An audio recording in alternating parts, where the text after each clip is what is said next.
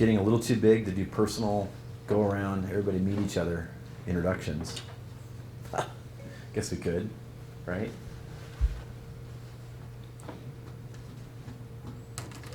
Maintain anonymity. Does anybody know how long I'm supposed to talk? I'm going about an hour. An hour? You thought Okay. That's good. It's up to you. Okay, I won't go any longer than that. Well, while we're waiting, I think we should just go around and share a little bit, if possible. Hello. Hey, how's it going, Dan? Good. Sorry I haven't had a chance to call you back. I've been friggin' busy. Understand. Hey, man, how you doing? Good, Alex, good to see you. Good to see you. Am I late? No, you're not late. You're perfect. I think we should wait a few minutes. I think everybody's trying to leave work, if that's okay with you guys. Hey, how's it going? Good. Let's just quickly go around and hear what names and who you're representing, if that's okay. If you don't want to share that, I get it too. How about you, sir? I'm John Rettenmeyer. I'm not representing anybody. I'm a retired professor of computer information systems here a long time ago and elsewhere. Oh, great. Awesome. Welcome. Eric Franzen, president of SemanticWeb.com. I'll be speaking tomorrow in this time slot. Part of the Big Data Alliance. Yeah. Interested to hear what Alex has to show us tonight. Thank you, Eric. Yeah. I'm Sebastian Renula from Chile, and I study civil engineering. You're studying what? Civil engineer Civil engineering? Where? in Chile. In Chile? Yeah, here I am doing my business major, because I'm civil engineer, with a minor in business. At the University of Montana? Yep. Excellent. And where do you hail from in Chile? Santiago. Santiago. All right, excellent. Welcome. Annie Knoll with Strategies 360. Yeah. Hey, Annie, how are you? Good, how are you? Good to see you again. Glad you can make it. Thank you. I'm Bryce Ward. I'm an economist at the Bureau of Business and Economic Research at the university. Awesome. I'm Brandon Long. I'm the owner of WebDoodle Web Application Design. I've been doing medium data for about 20 years now. Excellent. Excellent. And we got MCAT in the house taking the recordings. Eric Tangadol, I'm the IT director at the School of Business and worked with Eric and others to help organize these events. Yes, and thanks, Eric. Dan Miney, I'm with the LACER Group, an IT services group focused on big data and data science. Been doing it a long time. Been doing this stuff a long time. Glad you could make it. Glad you're in Missoula. How about you, sir? Joel Schechter. My company is Five Valleys Video Productions, but I'm here to update my computing knowledge since I've been working with computers since 1960, and this is the latest stuff. Okay, excellent. I'm Caitlin. I'm here with GCS. I'm Eric Evelyn. I'm a GIS analyst. I work for Stillwater Sciences Environmental Company in Seattle and Berkeley. Luckily, I live in Missoula. Welcome, Eric. Thanks. I'm Jean Kemp. I'm just a CS major who thought it might be fun to see this. Excellent. Computer science. Yep. Wonderful. Welcome. There's no such thing as just a student. I'm Belva Jones, and I chair the MIS department. Thank you. Tangadol in the MIS department at UM. And you guys are related, right? For full disclosure. There's a Tangendal contingency here. Gotta be careful. It's awesome. Thank you. How about you, ma'am? Brenda Shimmick, software engineer over at Blackfoot. Oh, wonderful. Wonderful, wonderful. Tom Haley, big data spectator. Yeah, yeah. More than that, but thank you for coming. I'm Jay Preston, CEO of Community Tel and the Montana West Project, which we've been working with Alex to try to bring him better data service. And you are bringing us, and if anybody read the press release today, we did our, finally, officially, after a lot of covert maneuvering and trying to keep it quiet, we went national with our announcement about working with Montana West and on our gigabit Ethernet into our building. So we just increased our broadband by about 40%, and very affordably, I might add, which is the whole catch.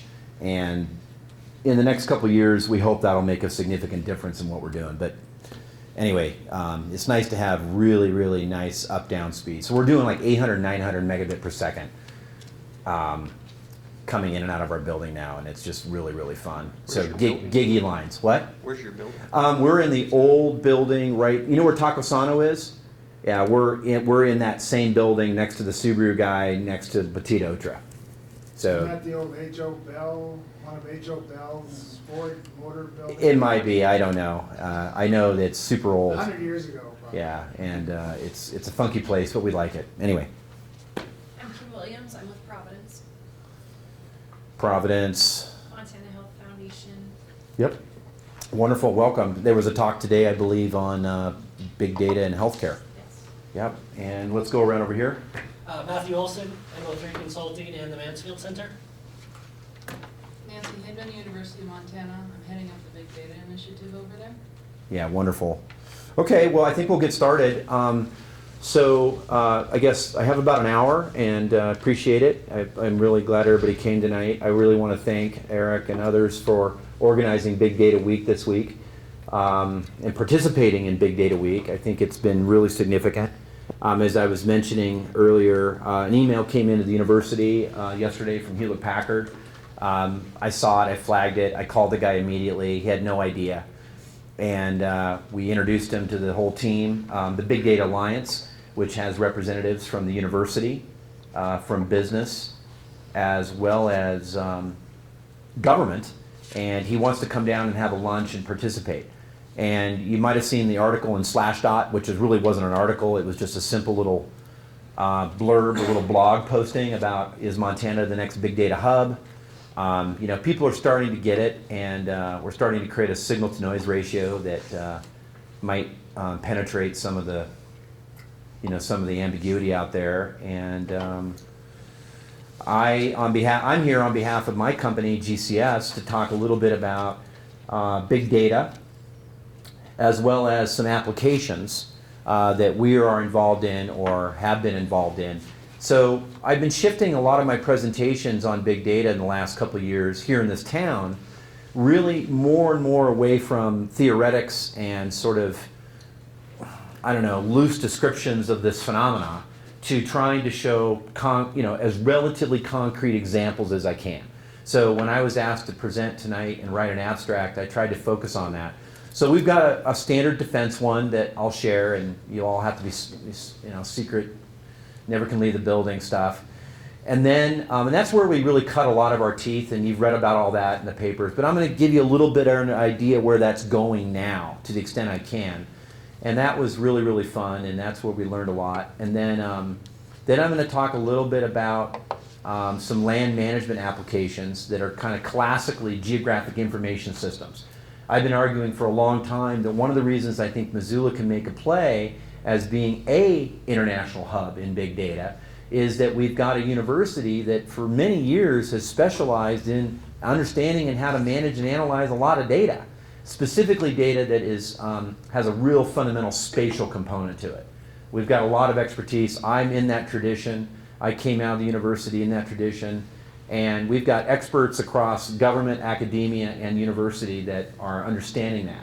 You combine that with sensors and how we're measuring and mapping and listening to the world, and I think you've got a perfect storm when it comes to claims about Missoula being a leader, not the leader, but a leader in aspects of big data. I didn't make that claim 4 or 5 years ago when I started doing this, just thinking that we were going to fail. I actually thought about it pretty carefully, and I figured out what we could do together. So I'm going to talk about that, and then I'm going to show an example actually in healthcare that we're doing and we're working on pretty closely at our company GCS. So I also want you guys to feel free to stop me at any time. If you have any questions or comments, maybe questions, I don't necessarily need open-ended editorialization on what I'm saying at the beginning of my thing. But if you got questions, please just raise your hand, and I would prefer to have some type of dialogue here. I can talk for hours and hours and then some, as long as I have sugar and water. And so I do want you to stop me if you hear anything or think anything, or there's something that jogs your thoughts. Essentially, I also would just like to start by quickly asking, because there's been a lot of emphasis this week on trying to come up with a basic tangible definition of what this term means. I think Eric came up with a great definition in your presentation or your introductions to presentations Tuesday. What's today, Wednesday, Thursday? Yeah, and I thought that was very practical. But what I would like is if maybe I'll go around if anybody wants to venture what they think this term means. That would be a good starting point for my talk tonight. So Eric, you've got it in the ringer. Does anybody want to raise their hand and venture a basic operating definition of big data? And there's no test. Everybody can be free, and there's no dumb answers. It's all good. Yes? Well, for the carriers, I think it's just a process of trying to stay ahead of demand and not get behind the demand curve, which has been traditionally a problem for us carriers as the internet has started, exploded, continuing to explode. It's very difficult sometimes to try to get ahead of that kind of accelerating data demand that we experience. Right, so for you it is about the pipe, it is about managing voice and data having a big enough switch and content. Having big enough pipes, affording the conduits to the big data centers that we need to be at to be able to enable you to do what you do in a place like this. Yeah. So that's key. We'll talk a little bit about volume and explosion of data. I'm not going to throw out a lot of statistics on it. There is a thing called Google, and you can figure all this stuff out on your own. Anybody else have another dimension of big data or something, an operating definition? Yeah, Tom. Well, my example would be that my dad worked on a translation program, and he worked for Control Data to move text to sound for sight-impaired people, and they didn't really get anything that was marketable. IBM and other companies tried to do a translation program from one language to another written during the 80s, and their result was, well, they shelved it, basically. And then Google was able to come up with something that is 96% effective in translating, even across multiple languages, such as Mandarin and Catalan, with English in the middle. The difference, I think, is that, or as I understand it, is big data is having enough volume of data that the messiness is overcome, and it lends a whole new perspective because of the sheer volume, or the sheer altitude that you gain in the overview. Okay, so you remind me of our guest speaker at the university had, Dan Wagner, a couple months ago. We brought in the guy that crunched all the numbers for Obama and did some pretty profound work. He had an insight that I kind of stuck with me, and he said, for the first time in human history, data is presenting itself in volume and form and structure in a way that it's now possible for us to glean more insights from. So there's kind of a perfect storm between computational power, the data itself, and maybe quote-unquote analytics. And we're now not prohibited from looking into it to try to gain more quote-unquote insight or understanding. So that kind of speaks to what you said. Let me get one more from somebody and what they think big data means, please. Well, the only thing we're really missing is storage, where we put all this data. Yeah. The cloud is where it seems to be going, but it's also on our servers in our offices. Yeah, storage is a huge issue. I think Sony 2 days ago announced a new tape drive that stores 168 terabytes a tape. It's a world record. They're really happy to bring it out. It's phenomenal. 160 something, 175 terabytes a tape.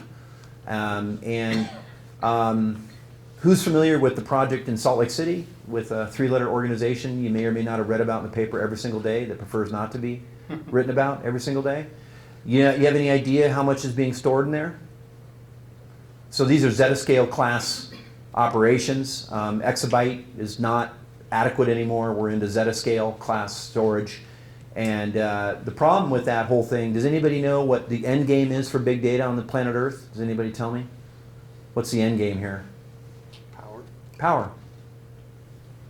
Energy. There isn't enough energy to maintain, store all the data that we are creating. So the biggest driver right now at the end of the day when it comes to this phenomena, in terms of some aspects of the phenomena, is just simply power generation. So why would that organization choose to site their facility there? Does anybody know? Solar. BPA. Coal or something? think cheap energy, think power grid, and think cheapest electrons. What's the cheapest electrons available on the market right now? In terms of, well, coal.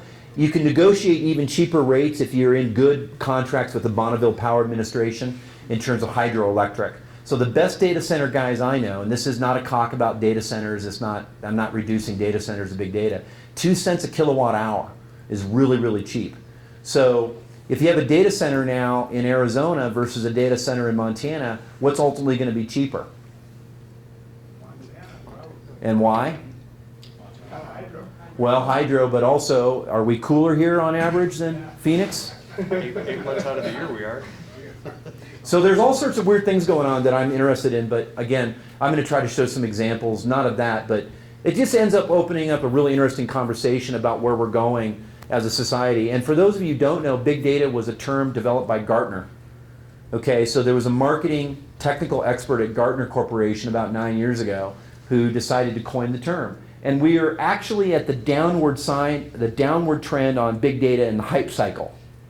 So for those of you that read Gartner, I'm not a Gartner expert, but someone figured out how to put a term on this thing, this convergence of data and volume and velocity, and they called it big data. And the guy is very, very defensive as a term, and I argue with him about once a month about articles I write, and I don't give him credit for the term, and he goes around trying to police the fact that I wrote that, that's my term, and fine, I'm glad you invented a buggy whip, but good luck.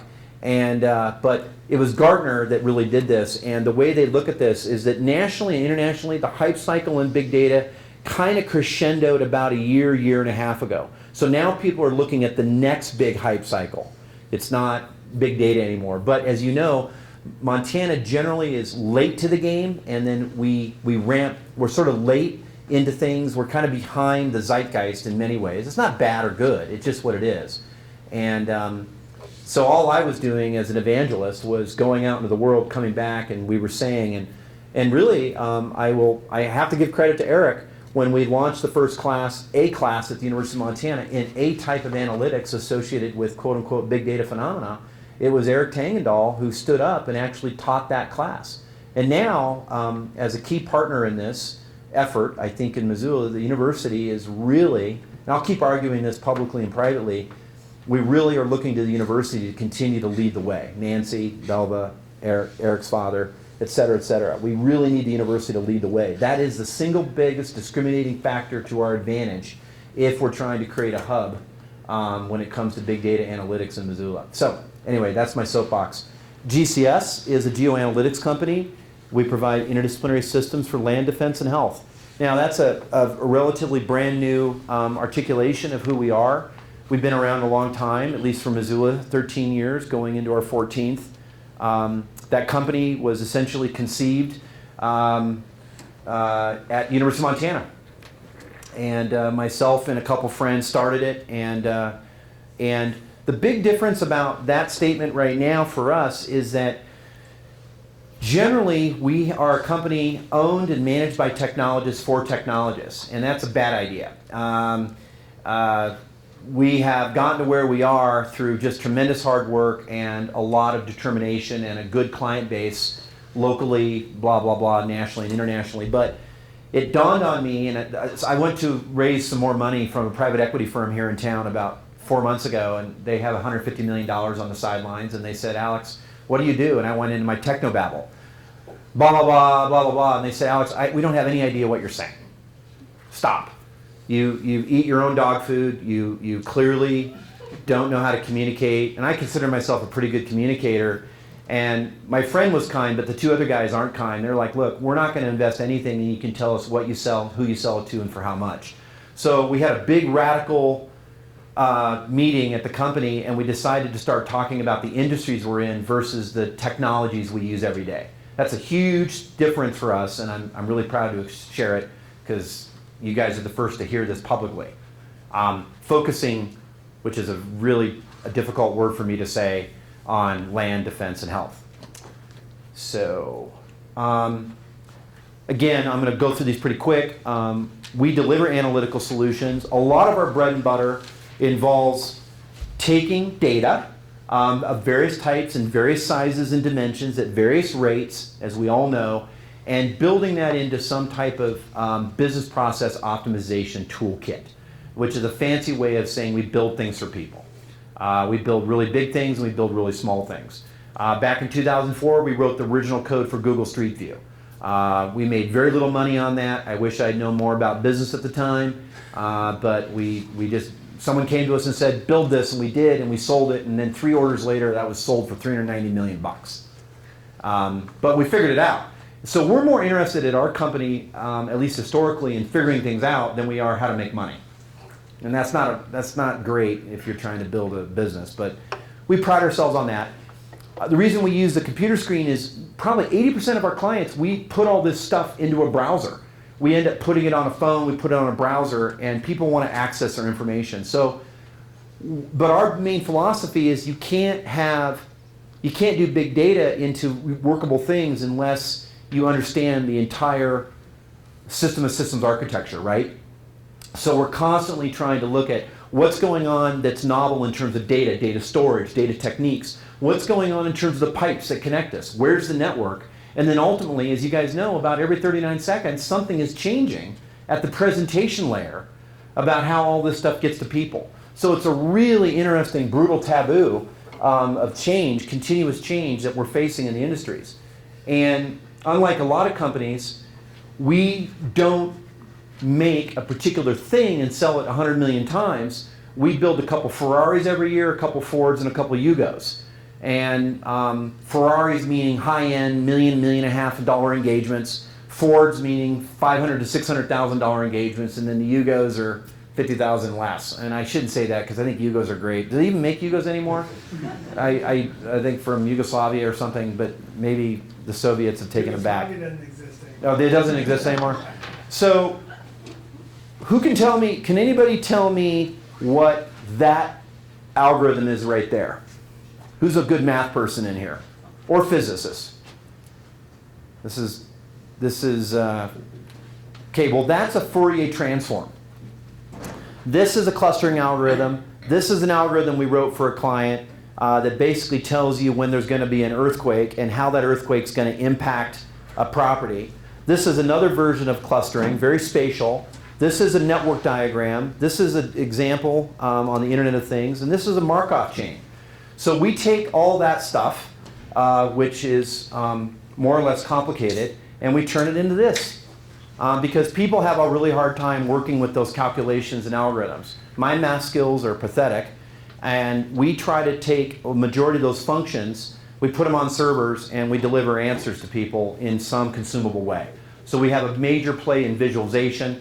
And the reason we call ourselves a communication company versus an information company is I'm convinced, and I continue to be, as more and more noise is created, more and more data is created, that you have to be able to separate the wheat from the chaff and get what is so-called actionable, or the core insights, or the meaningful information to people.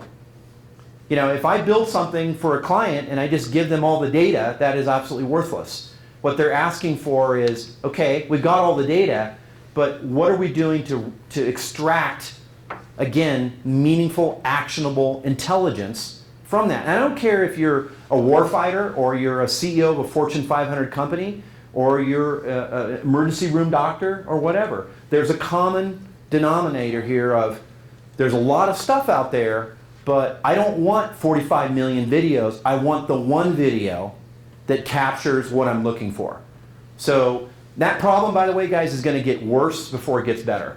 So we do a lot of that. Now, I already talked and alluded to where the marketing has gone on this. These infographics are, I mean, there's hundreds a day that are created in the space.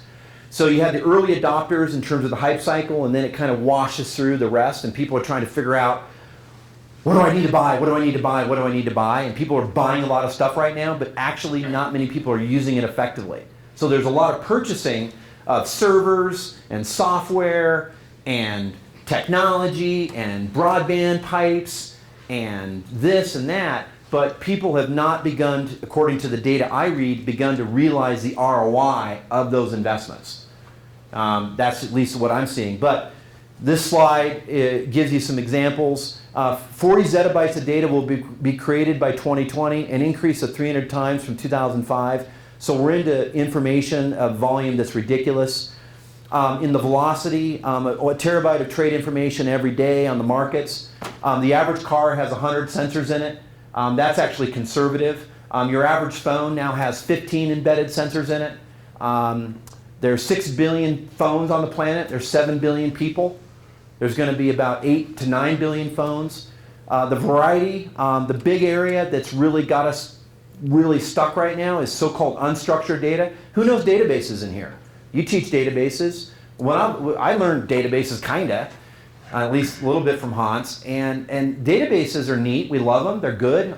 They're great. But the relational database management system is being challenged by what? Unstructured data. What is most of the traffic going across your pipes right now? What's the most of the traffic? Video. Video. Everybody's taking video of everything. Everybody runs around now taking video of everything. I don't understand why we do this, but it's happening. My daughter, who's 15, 16 years old, all she does is video and Instagram and face chat and tweet chat and Snapchat. And I'm just like, I don't understand, but the culture is exploding. And each one of these kids have devices. And I guarantee you that's how they're communicating and learning. So YouTube, right? You want to talk about people that figured out how that? So you got a lot of that. And then the veracity, this is often misunderstood, the 4 V's of big data. Who thinks about here about authenticity of data? Where data come from? Who creates it? Who manages it? Now we've read a lot about what you can do to manipulate data and the fact that, hate to tell you, but you really don't have any privacy. So figure out what you want to do constitutionally there, but that's gone if you really think about it. But the statistic here is, I thought was amazing. 27% of respondents in one survey were unsure of how much their data was, how accurate their data was. Now those of us in the GIS community, we got beat into our heads. Who creates it? Who creates it? Where did it come from? What's the accuracy? What's the standard? But I guarantee you, there's no standards governing the explosion of the information that we're creating right now. It's so easy to create it and share it. Who knows where it comes from?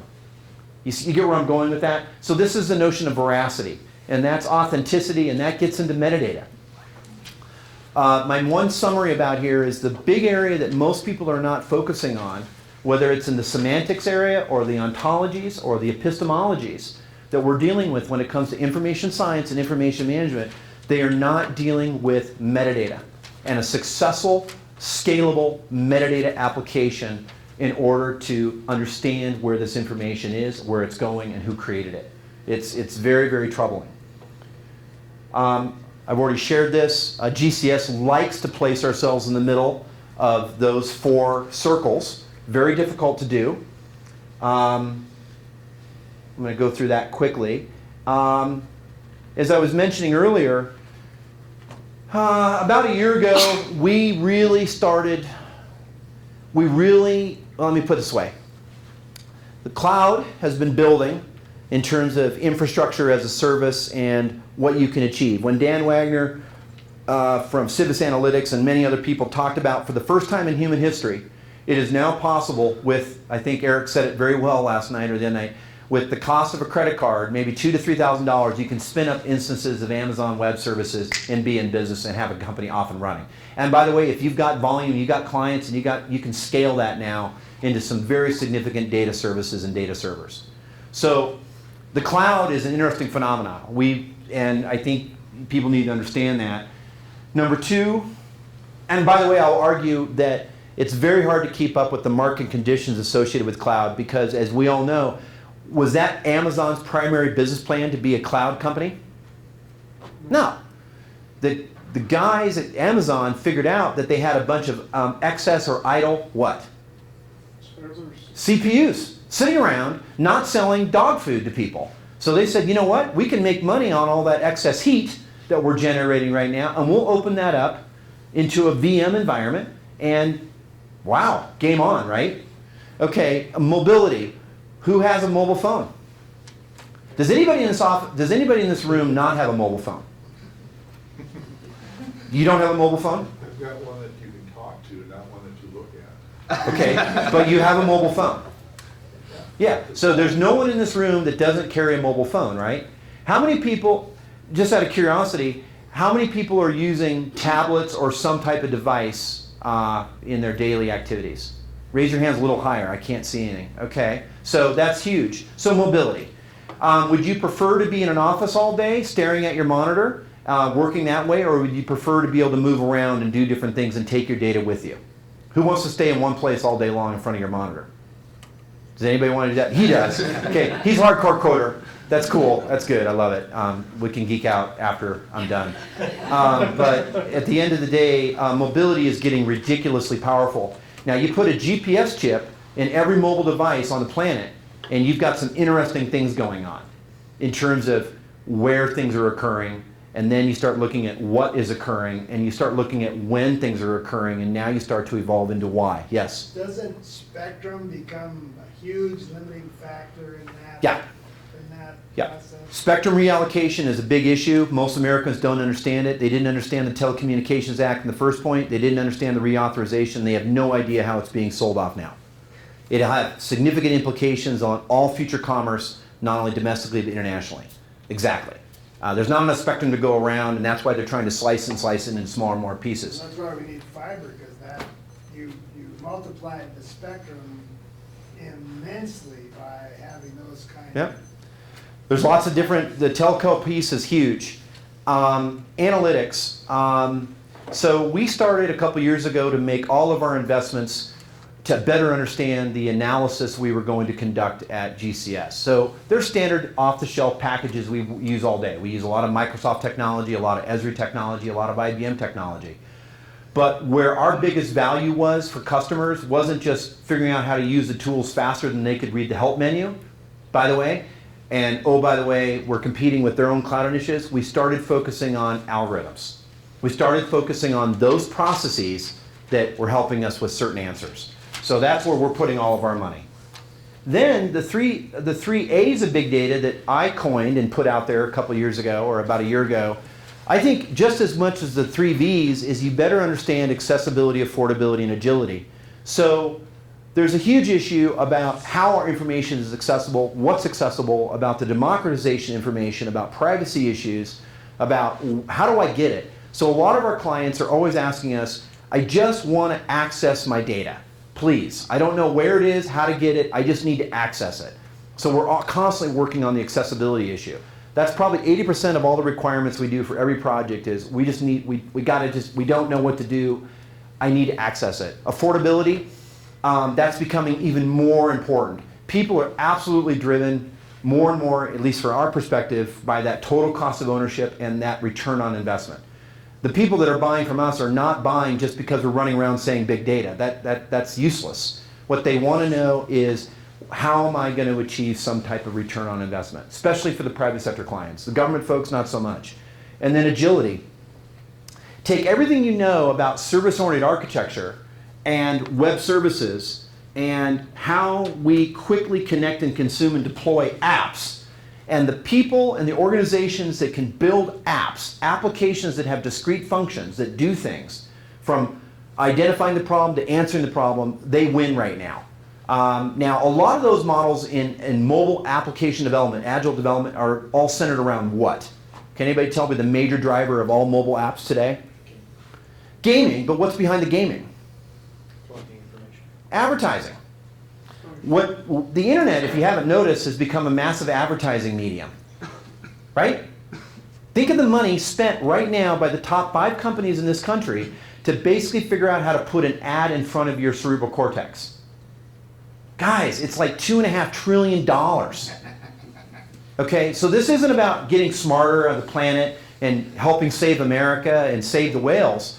What's driving a very large part of our entire GDP in terms of app development and agility is around one thing and one thing only, and that's placing an ad before you. Are we a big producer nation anymore in this country?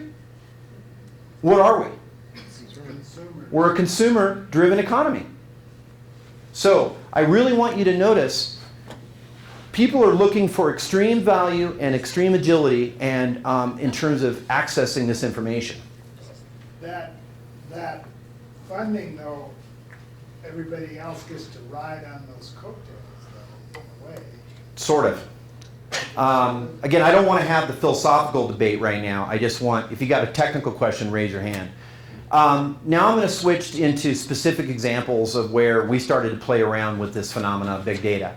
So back in 2005 and 2006, GCS got involved in a project to try to help the soldiers in Baghdad. So do you guys remember what was happening at the Battle of Fallujah? Is anybody aware of the amount of death that was occurring for our soldiers in Iraq? So there was a program brought to our attention where a thing called an unmanned aerial system, you've all heard of them now, they're called drones. These are hand-launched, tactical, unmanned aerial systems. You'd launch them, you could fly them over a building, you could put a camera over the corner. Now, that was 2006. Does anybody, the amount of money that the American taxpayer spent with us to figure out how to get the video down from the aircraft to the ground station, combine it with a map, and present it to a warfighter, that program was about a $2.6 million program. We worked really hard on it. It was really, really hard. And we had to do a lot of things to make that effective so we could actually try to get eyes on the enemy before they came across the street, right? It was called the Smart Data Project. I could do that entire workflow. I could manage all that video and in 50 cameras, and I could do it for $800 today.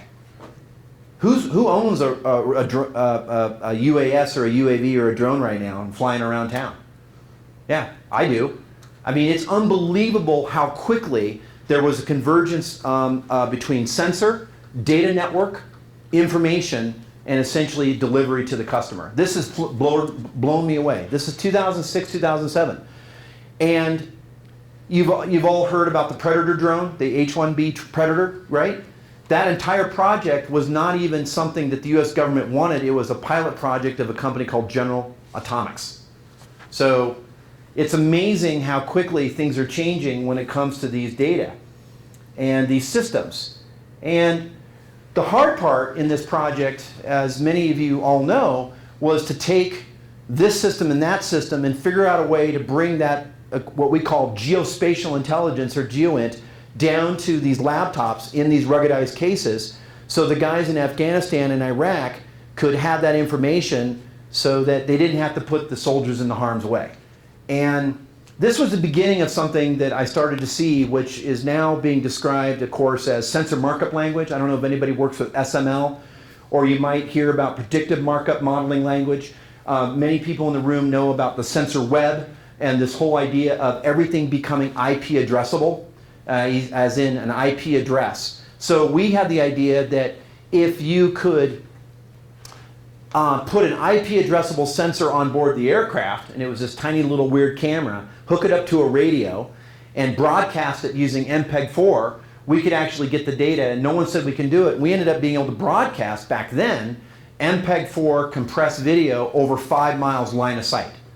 And that we got the data down to the ground, and then we were able to exploit it. So the fun thing there was then to try to match up the workflow of the person to the targets in the video. Then a Marine stood up at a conference I was at, and he said, "That's crap, I don't care, I don't need that. What I need is I need to be able to, when I click the mouse, guns go off." And I was like, okay, that was a slightly intense statement. Major Neuschel was his name, and so what the Marine Corps ultimately asked us to do is that if they were watching video anywhere in the world, they wanted to be able to literally click a mouse and target that entity and know the entity's location within 5 meters accuracy. So has anybody ever figured out how to handle latency over an 8,000 mile SATCOM relay with 700 millisecond latency? It's a really hard problem. Today, those problems are less and less hard. We've solved a lot more, but ultimately the scaling of this became ridiculous because where DARPA and other people wanted to go wasn't just one autonomous hand-launched UAS. They were talking about swarms of these things. Swarms. So if you go and look at YouTube video now, and you look at Carnegie Mellon, and you look at MIT, and you look at Stanford, and you look at the top engineering labs, MSU, whatever, you look at the top engineering schools, you will see outcomes now of hundreds of millions of dollars invested in the algorithms that are essentially finding a way to automate and orchestrate hundreds of these autonomous devices into a dance, into an orchestrated way.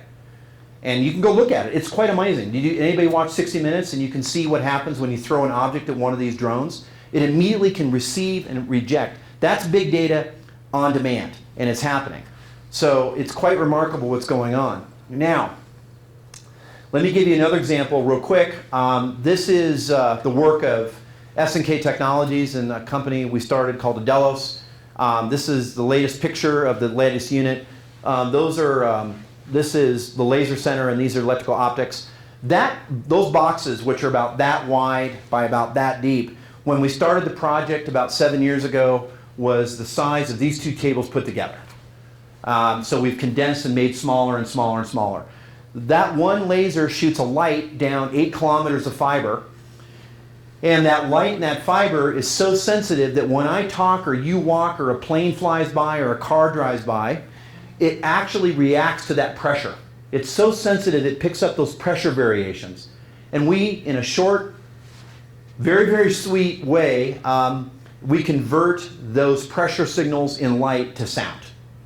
We convert pressure to sound using light. And it's the only one of its kind in the world. We compete with 3 other companies in the space. It's manufactured by S&K Electronics, S&K Technologies. They own the company now. I still consult to them.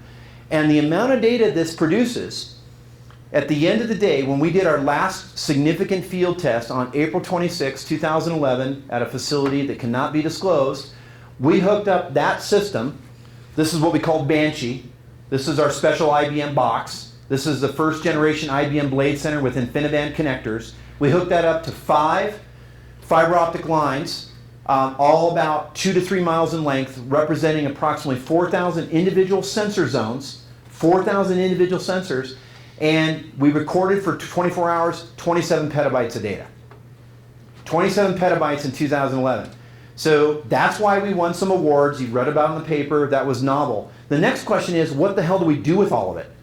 So we worked with IBM, we worked with some other folks, and we used a technology called streams, and we began to develop a way of analyzing all that as it came by.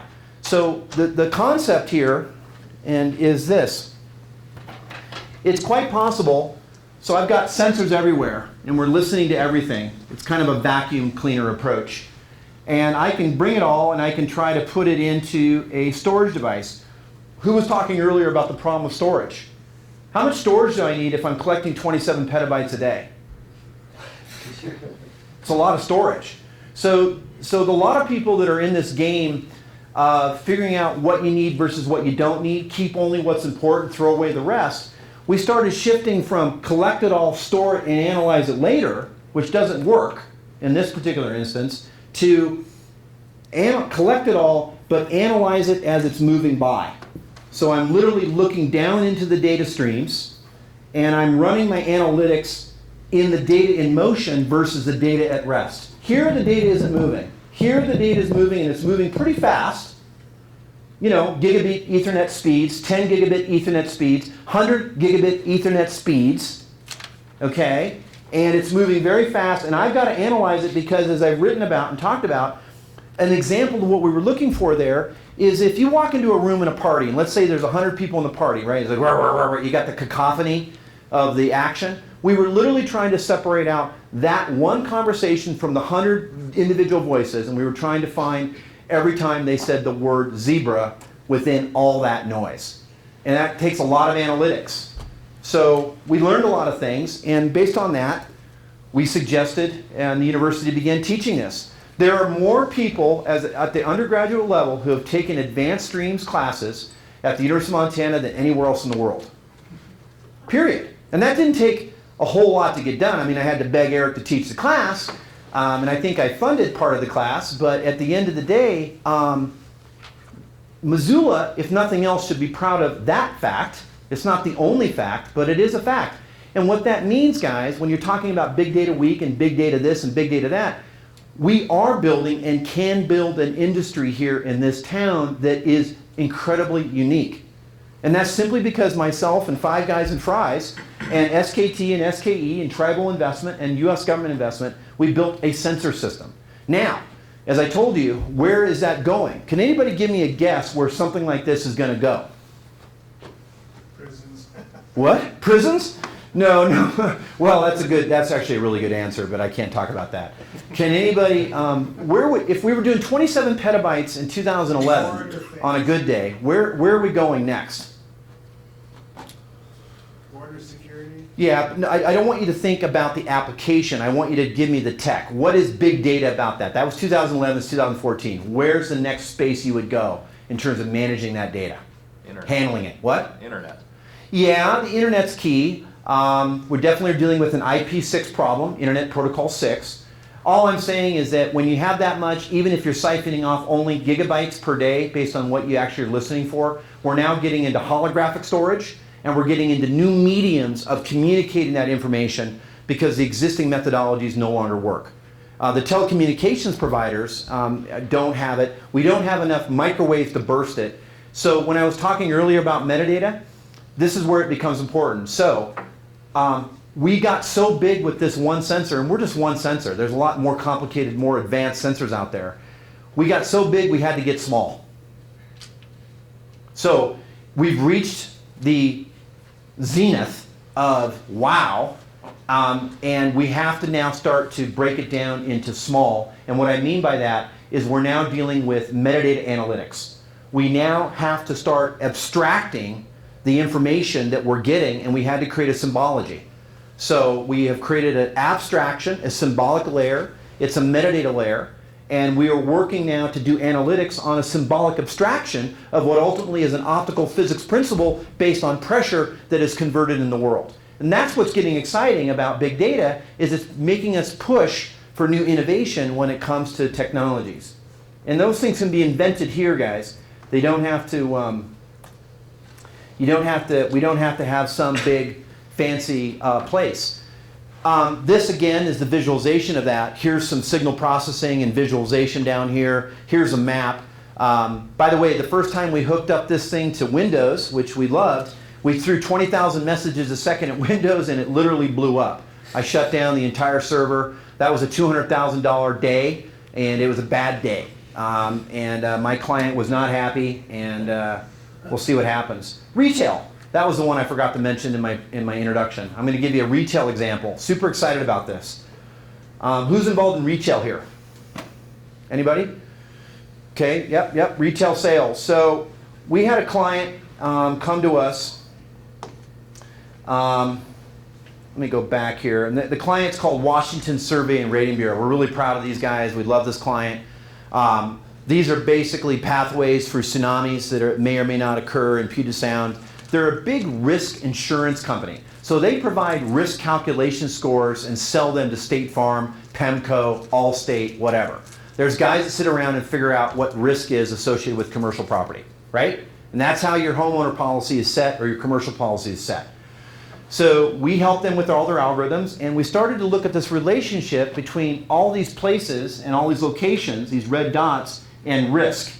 And that led us to another idea last year, and we did a webinar on this. I don't think anybody watched it. And we invented a thing called social Doppler at GCS, which is what we're coining geomarketing. Geomarketing is not new, but in some ways the methods and techniques today on big data allow us to do things that were hard to do 2-3 years ago.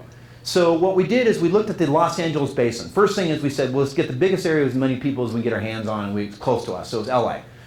We then harvested, using the Twitter API, 900,000 tweets in 24 hours. These are geolocated tweets. So anybody tweeting here? Okay, a few of you, you know how you can turn on your location or not, and you can let people know where you are or not. Well, believe it or not, out of 18 million people in the LA basin, 900,000 on average a day let you know where they are. Okay, so that's the way that is. So we sucked all that down. Next thing is we geocoded. Eric, would you like to tell people what geocoding means? I'll leave that to you right now. Oh. Not ready to be on the spot. Okay, well, I was turning to my excellent esteemed professor of GIS. Basically, we put those points on a map. So we geocoded it. We took those latitude and longitude coordinates and we placed it on a map. That's 900,000 a day, so that's not that hard to do. We then did a hard thing. We looked at what people were texting, and we looked at what people were saying in their tweets. It wasn't just texting, but the text in their tweet. Has anybody looked at that stuff lately? I mean, it's ridiculous. And there's a whole new hieroglyphics, a whole new symbology that doesn't meet any dictionary. There's no way to look it up. So we had to start coming up with ways of creating a learning algorithm that would understand the context of when people do LOL, blah, blah, blah, da-da-da-da, hashtag, hashtag, you know, whatever, because standard things don't understand anything about that. So we created what we called a mood analytics scale. So we were really trying to measure mood, okay, and not sentiment, but mood. And we basically came up with a very arbitrary 0, 1, 0, -1 for a mood scale. And what we did is we did our best to try to take the text that was in these tweets and assign it a mood ranking or a mood score. So it was a scoring algorithm based on a word bag association algorithm we took. A lot of text, a lot of data. Then what we did is based on the mood value combined with the geocoding value, we created a clustering algorithm. We grabbed a clustering algorithm, it was out there, it was open source. We didn't need to invent the clustering algorithm. We just took a clustering algorithm that existed and we started to put this stuff into lumps. So instead of points, we started to try to aggregate them statistically based on geostatistical principles and how they can normally be organized in a cluster. Then we color-coded and thematized it. So we started to say, well, if I'm happy, should I be red or green? Well, happy is green and red is sad and mad. So we put some color on it, thematized it. We started to come up with some chloroplectic techniques. We started creating polygons of mood, right? Then we did continuous correlation. So we looked at where these clusters were and we started to think, wow, why are so many people supposedly unhappy based on our ranking, our mood here? And we started to see associations with parts of Los Angeles. We started to see happy associations with people at certain stores. We started to see interesting correlations based on socioeconomic demographic trends. We started to see really interesting scalar options with people coming in and out of 7-Elevens and tweeting about things. And you get the drift. This is called correlative analytics, and it's really powerful. And if you listen to Dan Wagner's stuff, he gave you some really world-class, multi-billion-dollar examples of correlation. Because if you start correlating down and then longitudinally across these data sets and start to look at them that way, really interesting things start to appear. We've only scratched the tip of the iceberg, and then we created a polygonal display, and we figured out how to turn this into an advertising engine. So we have a client in Los Angeles that buys the data from this system and they use it to send advertisements to people on their mobile phones. And we figured out how to connect to 10 million mobile phones. We do it all out of our server, and maybe one of the reasons I needed a bigger pipe is I got it, milliseconds matter in terms of my client. I can't sit here and do this on slow pipes. My company has to leave Missoula. So we figured out how to not leave Missoula, get a better pipe to downtown Seattle so that I can co-locate there with a tier 1 provider and send those analytics down to stores in Los Angeles that are doing this analytics all the time, 24 hours a day, 7 days a week. So here's the scenario. I'm sitting here and I'm a store here. And I want to buy the data from GCS, GCS data service. Here are my concentric circles, and here is a consumer that has a mobile phone that is tweeting, and the tweeting, we analyze all of that. We know what polygon they're in, what mood they're in, and they have the app loaded on their phone that allows them to get advertisements from the top retail stores they're interested in. And so when they get to this location, we know it, we send an ad, and that ad has a text, and that text gives you the route to the store, the sale to the store, and says, if you get here in 30 minutes, we'll give you 40% off that shirt. Do you think it's working? This is like crack for consumers. It's very powerful because we're combining gamification with a whole bunch of mumbo jumbo that no one understands, with some techniques to get the right ad to the right person at the right time, only because of big data analytics. And we're doing that on a single blade server in our office in Missoula. Okay? So what this ends up looking like is this, and this is why we call it social Doppler. You do a time series on this, and you actually let this wash over the LA basin, and it looks exactly like NextRad weather radar. You know what I'm talking about? Anybody a weather junkie in here? I am. I sit there and watch that stuff all the time. I love it. I mean, I wish I was in Nebraska right now chasing storms, but I'm not. And so we can create store locations, and we used Esri COTS for the display and some of the analytics. We used a whole bunch of other stuff to do it. But it's amazing what happens when you start to look at human geography, human tendency, and you really start to look at psychology of these things. Okay, so that's a good example of retail. Now, health. And I'll close out here. We had a client at GCS called the Institute for Health Metrics and Evaluation. Anybody ever heard of them? Probably not. Funded by the Gates Foundation.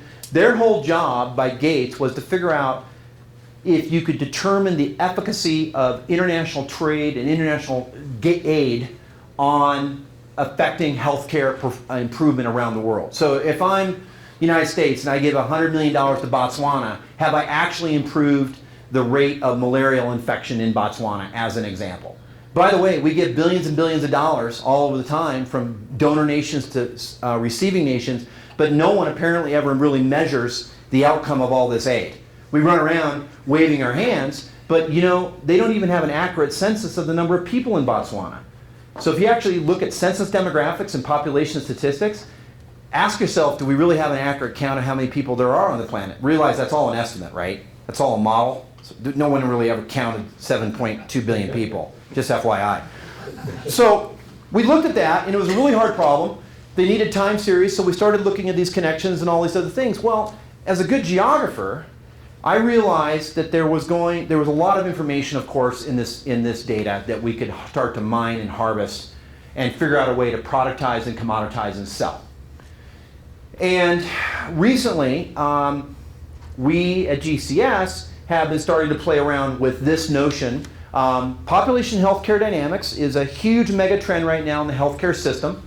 Healthcare is being transformed as we speak. We started, just similar to what you were seeing in the retail example, we started to look at synthetic interdisciplinary relationships between different stovepipes or different areas of endeavor and analysis. So of course you have electronic medical records. That's a huge mega trend occurring in our healthcare system. By the way, up until about 3 or 4 years ago, all your medical records were stored as? Paper. Okay, and over here we've got genetics and genomics and protogenomics. By the way, I think we had a presentation on genomics and big data at the University of Montana, which is huge. Take genomics and multiply that by 20, and you've got protogenomics and protogenomic mapping. By the way, the goal there is what? You walk in, you get your genetic profile done, you get your protein sequence done, and they manufacture the drug on demand for you. I don't know if anybody watched 60 Minutes a few weeks ago. Doctor got up and said, oh, by the way, all our trials have been on men, and we've been giving all these drugs to women. We have no idea how they work on them. Cool. Advances in medical science. Then we combine that with what we love, zip code. So you take the zip code, where something is, the gene code, which is essentially our euphemism for genetics, genetic information, which is mostly unstructured, by the way, and we take the barcode, and we're mashing those together into a thing we call GeoLife.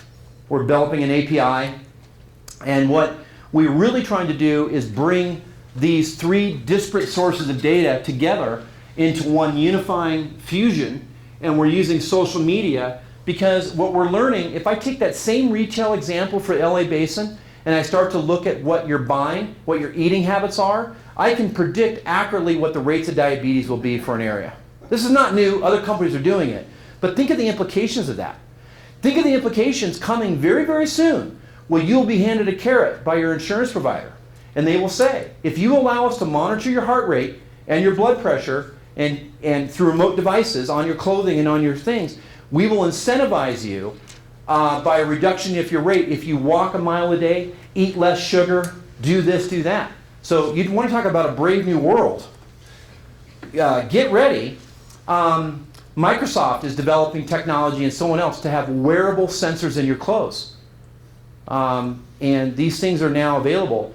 If you had a chance, if your insurance provider said, we'll reduce your rates by 20% if you eat this and do this, would any of you consider taking that reduction in rate based on behavior modification? I would. Hell yes. When I went to get my insurance policy and I was still chewing tobacco at the time, they said, if you stop chewing tobacco, we will reduce your rates by this, and I quit and I saved money. So that's all coming. So you can take the same thing we were doing in consumer retail and shift it over into the healthcare area, and you'll see what that's happening. And by the way, we are working with IBM on this.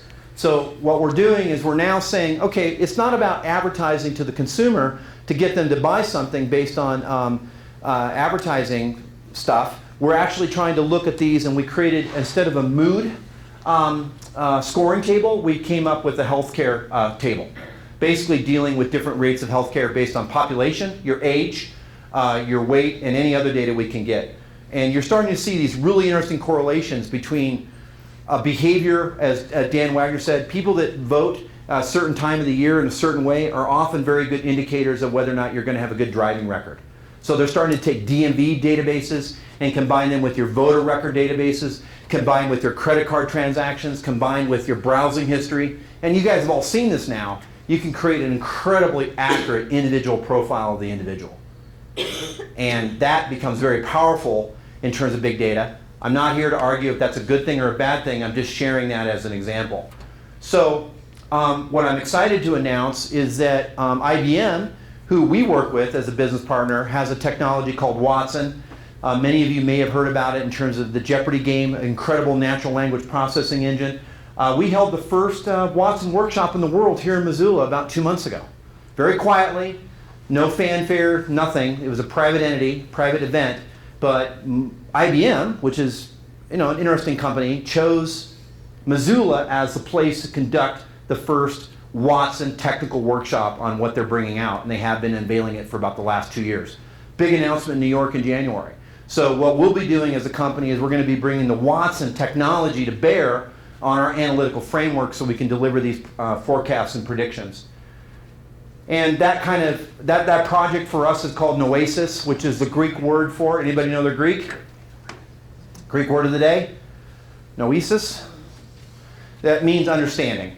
So we're bringing cognitive computing combined with real-time and visualization. That real-time spatial temporal is what I was showing you with that social Doppler.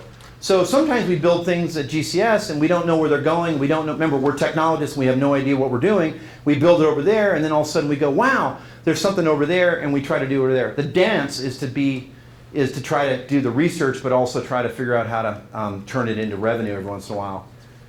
And there's an algorithm that we have. This is about all I want to share, but the algorithm allows us to translate in real time actual text that you would understand and read to a spatial function. So we figured out a geometric textual transform. It's called the STS algorithm. I unveiled that at a world conference a couple weeks ago in Tampa. No one understood what I was talking about, but that's a good idea. And what we're able to do is make elements of this ungodly amount of natural language that is all georeferenceable. We're able to make that small, and then we're able to take some of that symbology I was talking about earlier, that symbolic language. We're actually able to code intent into the data by manipulating the symbology and turn that into data that's autonomous. So the data now is not network dependent, it's not database dependent, it's not relational dependent, it's not associated dependent. It actually can go find you based on your profile. So we've created a data set that is a bot that is programmable based on symbolic language that can go find you based on what you need. So that's the way you get around searching for something. The data ends up having autonomy once it's created.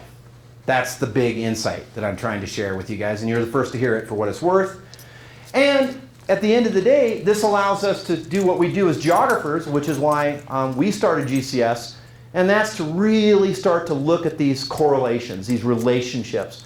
These are layers. This is what GIS was designed to do. Now, I'm not suggesting in any way, shape, or form that GIS is big data or big data is GIS, but I am suggesting it is a method and a technique in an area of science that we try to apply. So every time we look at a problem, big or small at GCS, we're always asking first and foremost where, and then we're asking what, and then we're asking when. And by the way, you combine space and time, and you actually have a lot of the equation figured out. And then if you try to figure out what something is, then you're able to get into understanding why. I'm super excited and hyped on Internet of Things. So I would suggest everybody leave here tonight and go Google Internet of Things, Internet of Everything. I wrote an article on it. It's right here. You can read it. One of many articles written. Had a chance to interact with the CTO of Cisco. Got a quote from her. The implications here, 50 billion things on the net by 2020. 50 billion things. And some people think that's conservative. the car, phone, house atmosphere. Projects are being done right now where the refrigerator knows what the milk level is. The refrigerator can talk through your Wi-Fi network to your app, to your phone, and when you walk in the store, it'll auto-populate what you need to buy. You can go scan the milk carton, get all that indexed, and literally leave the store without ever going through a cash register, all using various techniques. Now, I think Joel Henry showed a good video the other night of an example of that, except he used retail. The one we're working on with IBM and Cisco is the future store of tomorrow. Matt has been looking at ways of taking the technobabble and actually turning into something I understand. But IP6 is huge, and you got to think about it. So I wrote an article on that, and then I just wrote an article on the future of cognitive computing, which was also published in IBM's Data Magazine. Those are things you could read if you want. You don't obviously have to. And that's the end of my presentation. So I'd be happy to take additional questions or comments or discussion at this time about anything I've shared. Okay. Thank you. Thanks very much. I guess what I'll leave you with is this. I tried to provide you with an example of what I think big data means in terms of the retail, which I forgot to mention at the beginning. I shared with you an example of defense or security, and then I shared with you an area that I'm really excited about, which is healthcare. There's so much need. So those are the examples. I tried to give you some idea of the methods and techniques we're using associated with those challenges. And I provided you a brief overview of what big data is, and then I showed with you where I think this is going, which is some very troubling questions we have in terms of energy, in terms of consumption, in terms of human processes and procedures, and really a whole host of ethical and constitutional implications. But those are for other nights. But again, I thank everybody. Any other comments or questions of anything? Yes, sir. Many. Okay. Great conference. So, for your retail example, how do you send advertising? Do you tweet back to the user? Do you do some kind of remarketing? Yeah, so what we built is we built an app that basically lives on Android that you install on your phone. So there's a hard way to get the message back to the phone, and there's an easy way to get back to the phone. So let's say you're a consumer and you want to be able to get advertisements from Sears and iMagnet and Kentucky Fried Chicken and the Surf Shop. You download the app and it becomes a one-stop advertising portal for you. So the easiest way for us to get the ad back or the message back is we text to that MAC ID based on the location of the phone, based on an install that goes into the Google application layer. And by the way, we can ride right in on any other app that is already installed, and we may or may not be negotiating with certain device makers to have that pre-embedded on the phone as a great way of automatically advertising. So that's the short version of how we get the ad to. But I gotta have the app in order to. The easiest way, yes, it would be good for you to have the app, or you would already come pre-embedded on your phone as part of the OS. How are you incentivizing downloads of that app? We are incentivizing the downloads of the app because the people that buy the data services from us and the app from us are the ones that are basically providing that app to their consumers, and the consumers are downloading them so they can get the advertising communication from the stores. So is it like a loyalty type program? Yeah, it's loyalty. It's also, hey, I want the app because I now know wherever I am within proximity to these stores, I might get an advertising special that'll give me a sale. So it's really about making sure that you know when the sale is or the promotion and everything else like that. So how do you get them hooked on that crack? How do you get them hooked on the crack? My question is, how do you incentivize the initial download? Once it's downloaded, it sounds like a fantastic experience. Yeah, well, what I often do is I might want to know what Eddie Bowers are doing. So it's really up to the companies that are buying our service and our app. They're the ones advertising it and promoting it. So when you walk into the store, they've got ads and they've got promoters, download our app. So if you walk into a store, you see a QR code by the Exactly. again, it's down. Okay. Yeah, and we're not, just to be clear, we're not worrying about that side of the equation. I know you are, and that's good. We're just trying to figure out how to get all those mechanics working so that total data flow goes. Because we're not good with commercial retail and advertising and understanding our clients. That's not our business. Our business was just making sure that all that data could come together. And right now it's in beta test. So this is being beta tested right now in a part of the country which may or may not be the LA basin. Good questions though, excellent questions. When I lived in Singapore, and Singtel owns all three of the data providers there. They own M3, Singtel, and the other one I can't remember right, StarHub. And they would push these things to your phone as a carrier via SMS because the carriers were actually signing up with the retail industry. So when you walked in to a mall, the location tracker said you walked into the mall and Singtel was cutting advertising deals with every store in that mall, and you didn't have to download the app. It was being forced onto your phone. And Singapore is all retail, it's all consumer driven, and that was helping to drive the economy through the carriers.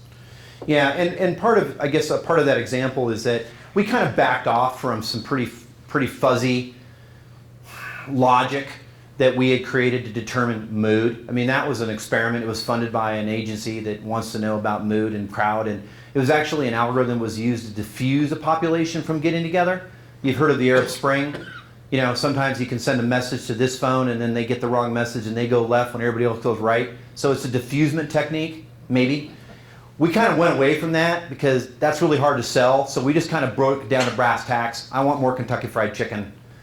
You get the drift. But great comments. Other people had a few other questions or comments. I want to make sure. Yes? What is the human role in analysis of big data? Oh, that's a great question. Excellent question. Huge debate right now about machine to machine, machine to human. Where is the human in the loop? Is the human in the loop? And if so, where and why? And what is that role? So right now, a lot of work is being done on next generation human interface. So Google Glasses has now come up. It's commercial. It's available. You can buy it. That was not new, but Google figured out how to make it there. So that's a whole new way of looking at human-machine augmentation and interaction. I would look at augmented reality, AR, as the hottest thing going on right now. We built a webinar on that. We walked around Missoula and did augmented reality and showed you how we could present a menu. The other thing is that increasingly in these systems, there's so much so fast that it's becoming very, very hard to understand where the human is in the loop, what the decision-making process is. That's what's really kind of scary about some of these things right now. More automation, more to machine, M2M is what it's called. You have to have moments of intervention. You have to have moments of clarity. An interesting story, and I don't know if this is true or not, and I have no way of verifying it, but I did hear back in 2007 that for the first time in US history, we actually had a full, complete autonomous kill. And what I mean by a full, complete autonomous kill is that there was a machine that identified a target, that talked to another system, that launched a weapon system that ended up eventually killing an individual in a theater of war, in an act of war. That's a really remarkable thing if it actually happened, a complete autonomous kill. Now that's a little bit urban legend, urban myth, but you've raised a great question. So here's what the cutting edge is. The cutting edge is now coming full circle to visualization. It's coming full circle into next generation systems for what's called human wetware. So just when you get done exhausting the optic nerve, right? Because we learn mostly and learn a lot through the eye. People are actually back to Neuromancer. I don't know if you've ever read any cyberpunk or any of the future science technology from 25 years ago. People are actually designing right now at labs and actually have full-blown mock-ups. You can actually jack into systems and have communication between your brain and computers. Now that was a little sketchy 5, 6, 7 years ago when I would talk about this. 15 years ago, people were like, oh my God, wetware. It's absolutely happening right now. And so you're seeing that in our movies. I don't know if you saw Johnny Depp's new movie where he's Transcendence or whatever it's called, or Decadence, or he becomes a machine and they download his conscious in the computer and then he figures out how to control nanobots and you know what I mean? The reason Hollywood's starting to hype that is because they can sell tickets, because in our psyche, we now know that we're in some really interesting areas that are causing tension in our psyche. And that's the notion of the mem, or the notion of the zeitgeist. And I could talk to you all night about the question. It's a great question. We don't have it figured out. I will tell you this. A lot of the things I showed you early on about these visualization presentations and buttons and clicks and things, that's becoming increasingly antiquated and outmoded. In fact, it's causing us, whether we like it or not, which I don't like, to reinvent ourselves all the time to figure out new ways in which we are going to try to keep the human in the loop in terms of big data. So, great question. I don't mean to keep you guys any longer than necessary. If there's one more question, I'll take it, and then we can bail. It's late, I know. Computer science, yeah, you had another question? Let me do computer science guy, since you asked. I Yeah, just have a quick comment. You mentioned the metadata, and I remember hearing about a couple months ago, Edward Snowden, the huge NSA whistleblower guy, did this seminar about how we should still be worried about this spying or whatever, because even though they have a bunch of this data, this metadata is still usable. And that's kind of what you went over there, saying metadata making this large data back into the small thing again. Yeah. Yeah, I just think my point is that for those of us that grew up in the GIS industry, we didn't build it, well, we built data sets all the time without telling how we created it, what we created it with, or what the accuracy was. So then there were standards that were developed for documentation of it. It's very rich, and it lives as an XML format now. It used to be really, really hard. And I think you'll see more and more of that. And let me put it this way, and this lecture was not about privacy, it was about big data, but the implications are significant. And all I can say is other lecturers have talked about all week is everybody has a unique digital trail. You have a digital ghost in the system, and it's managed, controlled, manipulated all day long. And by the way, you ought not to worry so much about your government. You ought to worry about things you've never heard of, which, by the way, aren't the US government in this instance. So you have a digital trail, you have a signature, and it continues to grow to the extent that we move more and more into digital world, and we grow more and more ways of collecting it, more and more ways of analyzing it, more and more ways of correlate. A lot of the stuff I showed you was limited effort over courses of a few weeks by GCS in Missoula. And I guarantee you there's lots of other companies that are a lot smarter and doing a lot of interesting things. So the interesting piece here is to start thinking creatively about where this is going. And I would argue, what role do you want to play in it? Because I don't think the world's going to stop tomorrow because of big data. I think we have to figure out ethically, legally, spiritually, otherwise, what are we going to do and what does this mean, right? It's the same old thing. But great question. Okay, guys, I think I'll let everybody go. Thanks again for your time and attention. Appreciate it. Oh, and for those of you who want it, I've got 3 books up here on big data. If anybody wants a copy, these are free. You can grab them on your way out.